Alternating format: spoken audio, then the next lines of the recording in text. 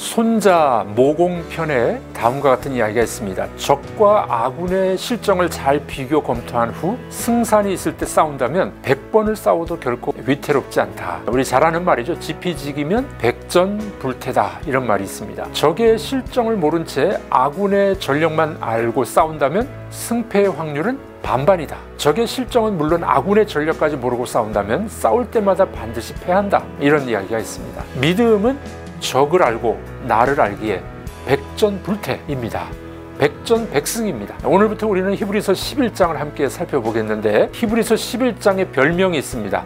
믿음장이죠. 믿음의 영웅들의 믿음을 함께 살펴볼 수가 있습니다. 첫 번째로 믿음에 관한 이 분석을 해볼 필요가 있습니다. 히브리서 기자는 구약의 인물들을 살피기 이전에 간략하게 믿음에 대해 정의를 내립니다. 1절과 2절입니다. 믿음은 바라는 것들의 실상이요 보지 못하는 것들의 증거니 선진들이 이로써 증거를 얻었느니라. 믿음이란 어두움 속에서 내딛는 발걸음이 아닙니다.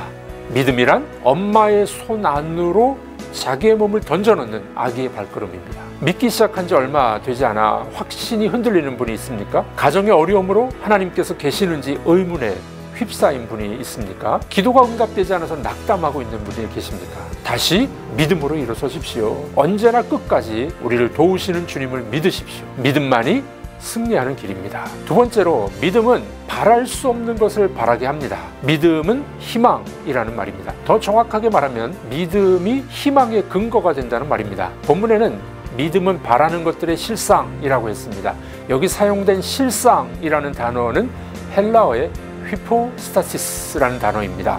휘포는 under, 스타시스는 stand, 아래서 받쳐준다, 이런 뜻이 있습니다. 우리가 바라는 것들을 받쳐주는 근거 또는 기초가 된다는 뜻입니다. 아브라함의 예를 들 수 있죠. 아브라함은 갈대아 우르라는 곳에서 희망 없이 살고 있었습니다. 그러나 어느 날 갑자기 그의 절망의 땅을 떠나라는 결단을 내리게 됩니다. 믿음으로 가나안이라는 약속의 땅을 바라볼 수 있었기 때문입니다. 세 번째로, 믿음은 볼 수 없는 것을 보게 합니다. 믿음이 곧 비전이라는 말입니다. 비전은 볼 수 없는 것을 보게 하는 능력이죠. 믿음은 절망을 희망으로 바꾸는 능력일 뿐만 아니라 미래를 창조하는 비전입니다. 아브라함에게 가나안 땅은 보이지 않는 땅이었지만 그는 믿음의 눈으로 약속의 땅을 볼 수가 있었습니다. 비전의 사람은 남이 보지 못하는 것을 보는 사람입니다. 그리고 그는 그가 바라보는 바를 따라 행동합니다. 보지 못하는 것의 증거라 라는 말씀에서 이 증거, 엘레초스라는 단어인데 내적 확신을 말하는 겁니다. 보지 못하지만 내적으로 확신이 있다는 것이에요. 예를 들어 보겠습니다. 노아에게 홍수는 보이지 않는 미래였습니다. 그러나 다가오는 홍수를 믿음으로 보고 노아는 방주를 짓기 시작했습니다. 노아 시대의 사람들의 눈에 비가 올 징조는 하나도 보이지 않았습니다. 그러나 노아의 믿음의 눈에는 온 세상이 물에 잠기는 모습이 보였습니다. 그는 홀로 그의 가족을 이끌고 부지런히 확신을 갖고 방주를 준비할 수 있었던 것이었습니다. 여호수아도 그렇죠. 이스라엘 백성들에게 여리고성이라는 존재는 무너질 수 없는 성의